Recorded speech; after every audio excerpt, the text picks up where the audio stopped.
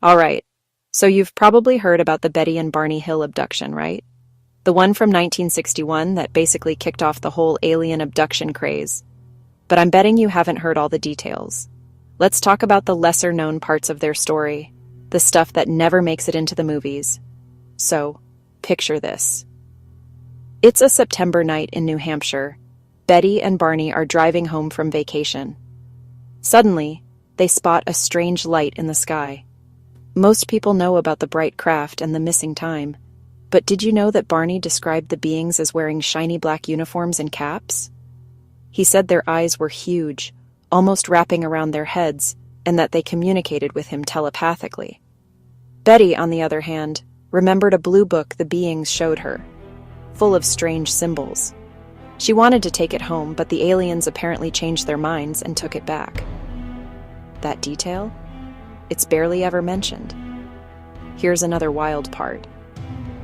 After the encounter, the Hills found a strange pinkish powder on Betty's dress. When she hung it outside, the wind blew the powder away, but the dress was left with weird, unexplainable stains. Scientists later analyzed the dress, but no one could figure out what caused the marks. And get this, Betty started having intense dreams for days after the event. In those dreams, she saw a star map that one of the aliens showed her. Years later, an amateur astronomer matched that map to a real star system, Zeta Reticuli. Coincidence? Or something more? Oh, and here's a detail that always gets overlooked. The watches Betty and Barney wore that night both stopped working after the abduction. They never worked again. Just one of those little things that makes you wonder. I'm not here to tell you what to believe. Maybe it was a case of sleep deprivation, maybe it was something out of this world.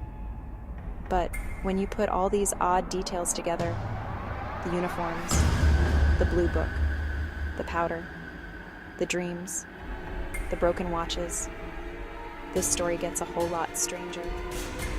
So, what do you think really happened that night on that lonely New Hampshire road? Drop your thoughts in the comments. I'm dying to hear your... All right, picture this. It's 1955, a hot August night. Rural Kentucky, a farmhouse near Kelly. You're hanging out with your family when suddenly, bam! Your world flips upside down. Billy Ray steps outside to fetch water. He sees a bright, silvery object streak across the sky. He runs in freaking out. The dogs go nuts. A weird glow appears outside the window. You peek out and spot little creatures, about 3 feet tall.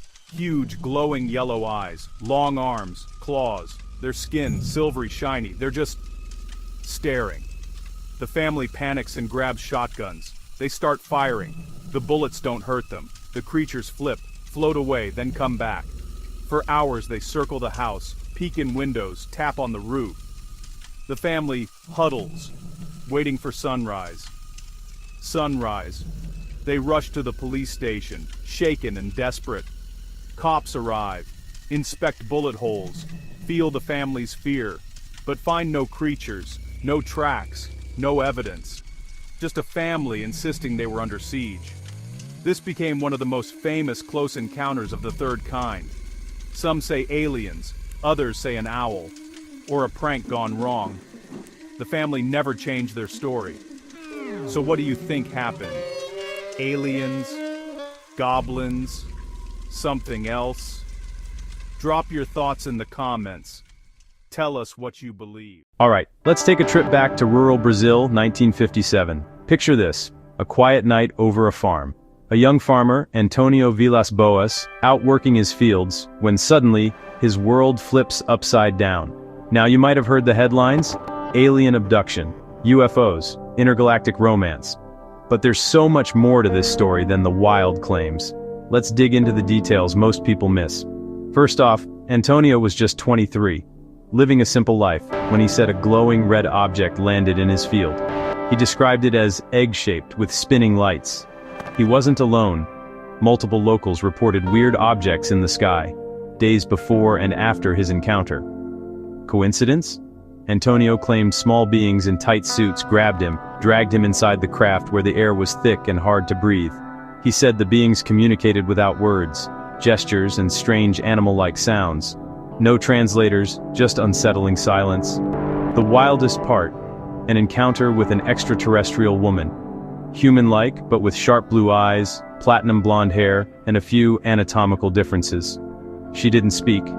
Her intentions were, let's say, very direct. Afterward, Antônio was shown the ship. He noticed strange symbols on the walls, and later drew them for investigators. Symbols no one has matched to any known script. After he was returned, Antônio suffered mysterious symptoms: nausea, headaches, skin lesions that glowed under ultraviolet light. Doctors documented these effects. Some suggested radiation exposure. Where would a 1950s Brazilian farmer get radiation, unless something out of this world happened? Antônio stuck to his story for life. He became a lawyer, built a family, and never backed down, even under doubt. So, what do you think? Storyteller, or something extraordinary? Drop your thoughts in the comments. If you love stories that blur fact and mystery, follow for more. Please support our channel.